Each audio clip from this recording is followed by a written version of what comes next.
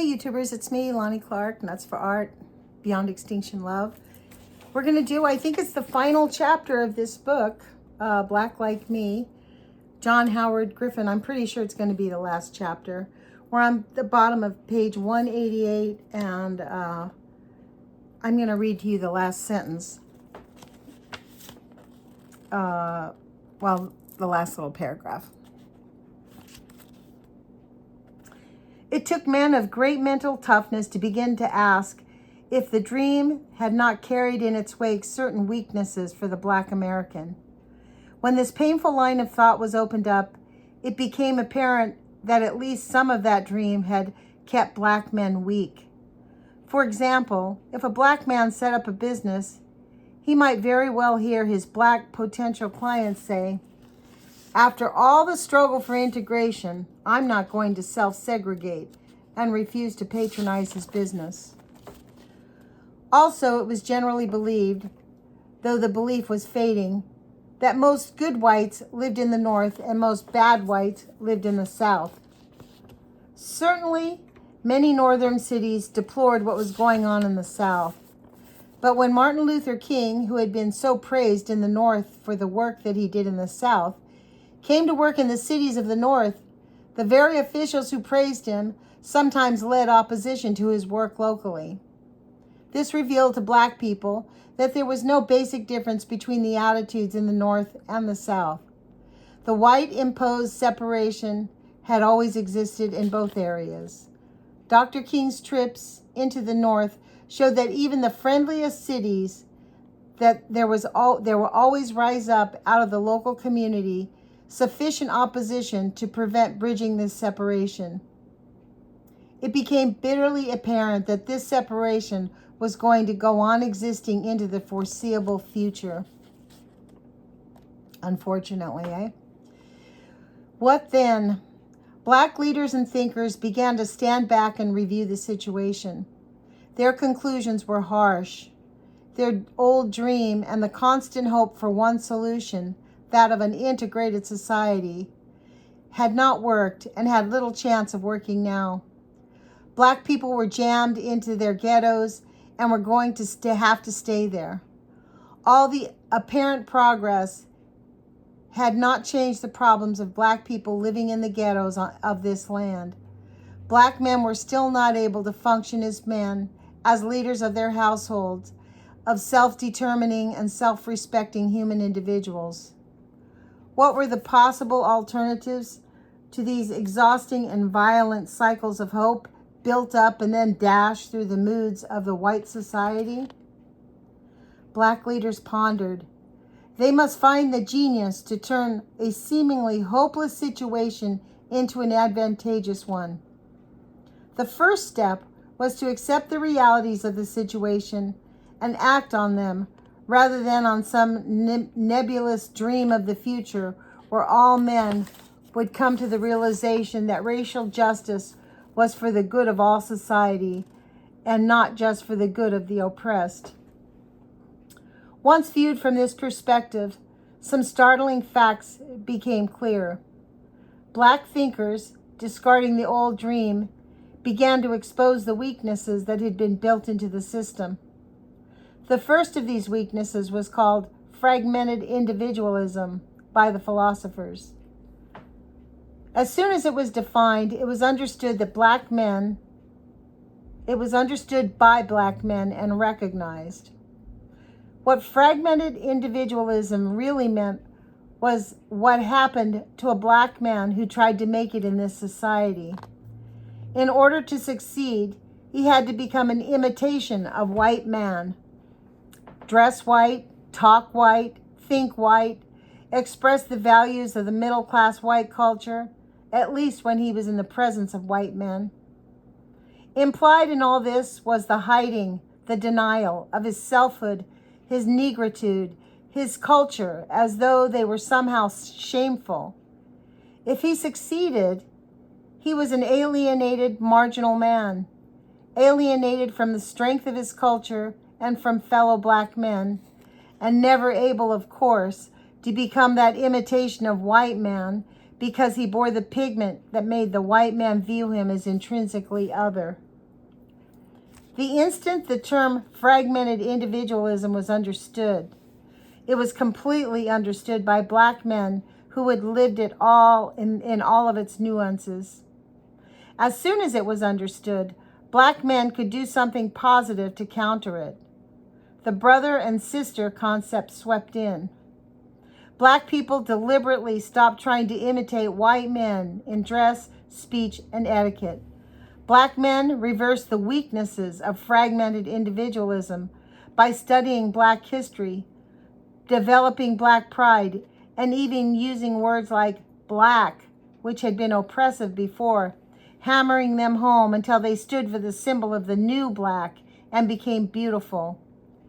Black thinkers spoke of turning the ghettos into gardens, taking over their own schools, building a nation within a nation. They pointed out the economic weaknesses of the old system. Most businesses in Black areas were owned by white men, particularly the big chain grocery store. Black people were shown that their dollars lost strength when spent in those stores because the profits went to white banks, which would not discriminate against Black people for cars and TVs, but would discriminate against them for small business or housing loans. With this understanding, Black people in Chicago began to make the rounds of such stores, saying in effect that if the stores expected to sell another leaf of lettuce to Black people, the stores had to hire Black personnel, including Black people at management level.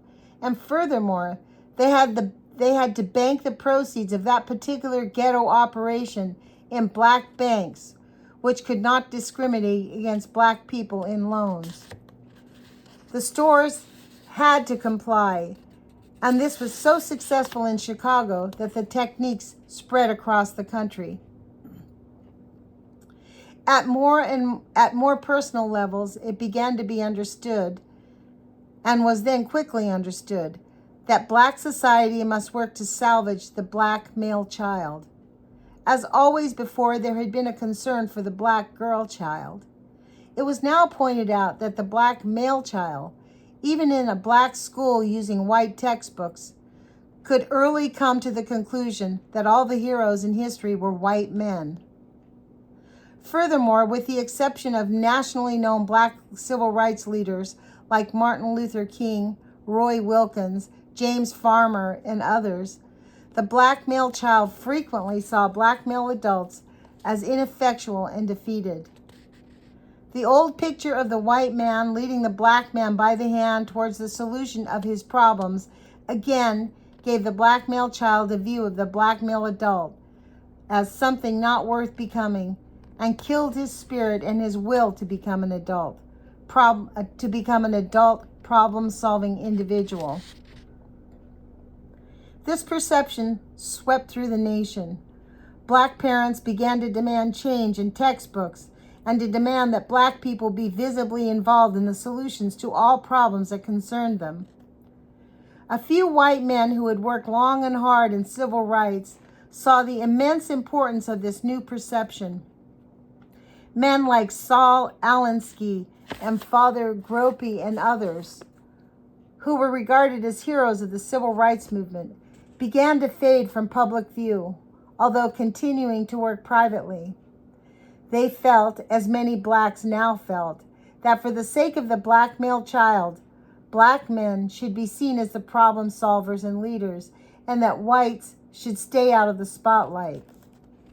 Some whites, who had never really understood, were offended by this sudden death of their role as the good white leading the poor Black out of the jungle.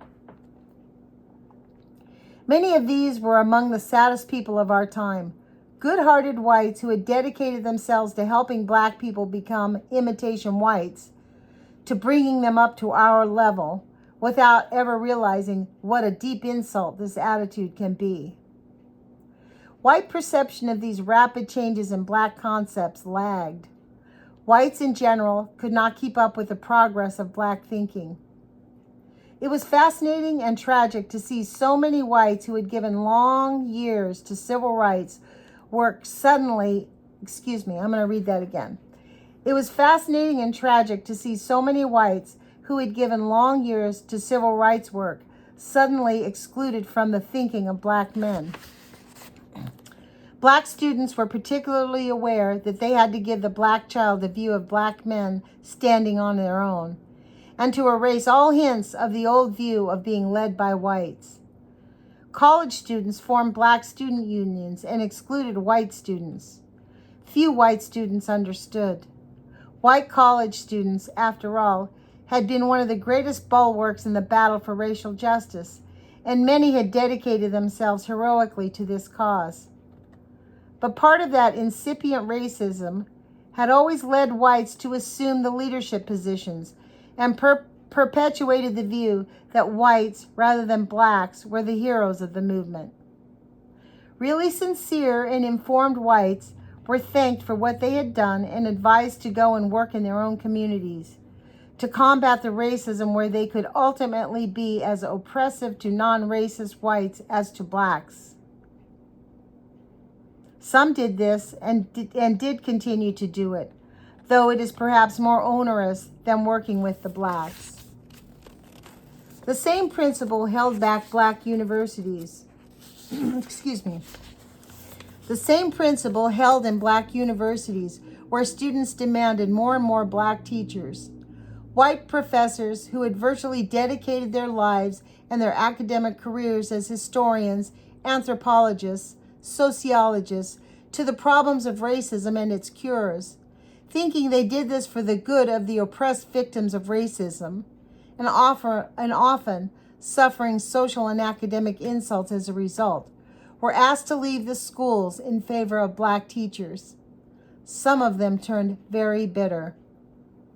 Some who were eminent authorities in their disciplines and were recognized as such by black authorities in the same disciplines were told by students that their work was not relevant because they were not black.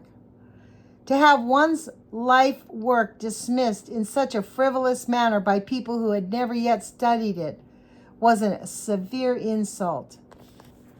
One elderly scholar who had been a thundering advocate of civil rights now speaks of those young black punks.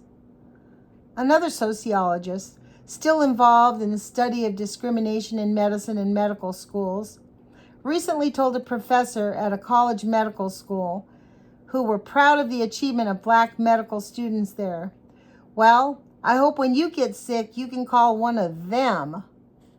Wow.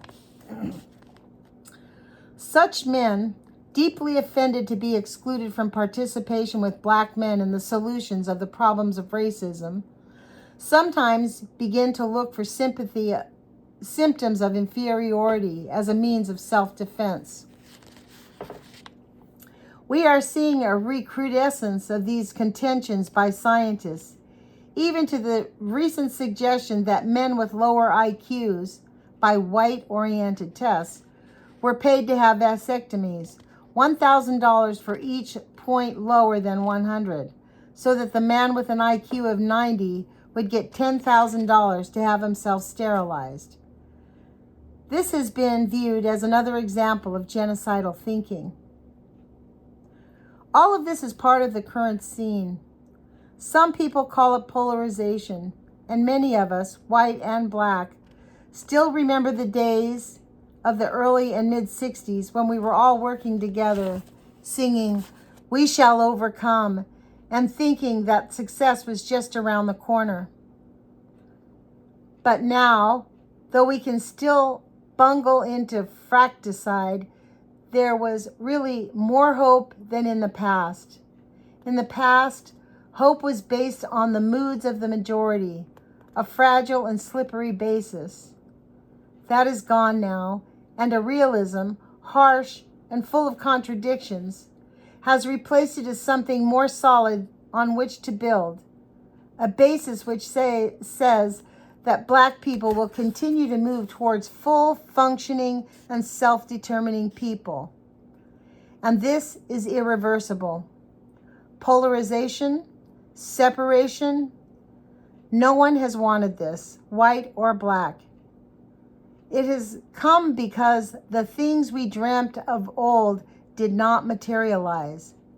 Many still hold the old dreams even while accepting today's realities. A couple of years ago, I was seated in an auditorium in Detroit where Reverend Cleage was explaining to a conference of priests that they called the Black Separatists, who were in reality men who recognized the impeccability of the white imposed separation. I'm going to read that paragraph again, you guys. A couple of years ago, I was seated in an auditorium in Detroit where Reverend Cleage was explaining to a conference of priests that what they called black separatists were in reality men who recognized the incapability of white imposed separation. Afterwards, one of the priests got up and asked, "But aren't you advocating an unchristian way? A way of accepting as a reality this white imposed separation? You are a minister. Are not all of us who are ministers obligated to bring men together in love?" "Yes," Reverend Cleage said. "And because you have not preached that long enough and loudly enough, we are faced with accepting this separation. Eventually, some black thinkers believe this separation may be the shortest route to an authentic communication at some future date, when blacks and whites can enter into encounters in which they truly speak as equals, and in which the white man will no longer load every phrase with unconscious suggestions that he has something to concede to black men, or that he wants to help black men overcome their blackness." And that, my friends, is the end of the book. There's an afterword, but I'm not going to read it. I don't think I should read it. I don't think the afterword was written by him. It doesn't look like it. I looked through it. So that's the end of this book, and I still hope you go and get it. I still hope you go and purchase this book and reread it if you've just been listening. Super fabulous book, and this really speaks to a lot of the issues that we have today, doesn't it? For the very same reason, because the white supremacists refuse to give up. They genuinely believe in their superiority, like it's a mental illness, I think. So anyways, I will be back. I'm going to be posting up, I haven't really decided, but I think I'm going to be reading the Constitution. And I think I'm going to pull out my Federalist Papers and maybe read some of that, because we have a civics crisis in our country right now. And it's up to us to rebuild our country. So put your courage feet on, you guys. Talk to you again soon. Bye.